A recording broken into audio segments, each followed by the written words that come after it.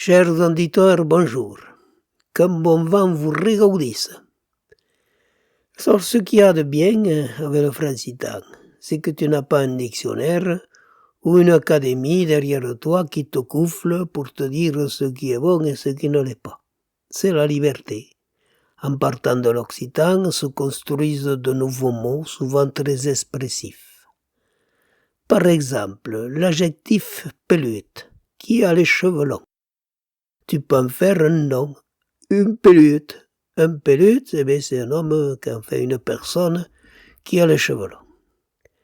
Les vieux se souviennent, dans les années 70, des néo-ruraux qui débarquaient de la ville pour peupler nos campagnes vidées par l'exode rural. Et comme ils avaient les cheveux longs, on les appela les pelutes. Le terme est resté, même si les pelutes actuels n'ont pas les cheveux longs. Et il désigne plutôt des gens qui vivent à la frange de la société conventionnelle. Et à partir de là, il y a la peludaille, qui désigne un ensemble de pelutes. Le suffixe aio, en occitan, désigne un collectif, mais aussi il a un côté péjoratif.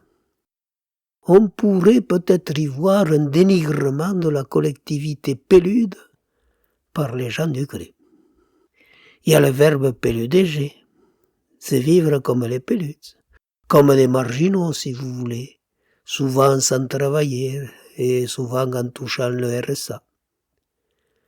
D'où le verbe occitan RSA, vivre du RSA, que vous écrirez bien évidemment E-R-E-2-S-A-E-R, puisqu'il s'agit d'un infinitif. Il y a même RCG, qui indique une situation qui dure depuis longtemps. L'autre jour au café, il y a un type qui disait « Oh, pimpos, il n'y a que des pelutes. » Et toute cette peludaille, qu'est-ce que tu veux, ils se ressèchent. Eh bien, pour exprimer toutes les nuances et subtilités de cette phrase sibylline en un seul mot, il faudrait au moins demi-page en bon français. Alors, académicien français, toi qui ne m'entendras jamais, plutôt que de faire rentrer de l'anglais dans ton dictionnaire, fous-y du francitan. Eh bien, sur ce bon conseil, adiciats, bramemunde, et à la prochaine pour une autre rengaine.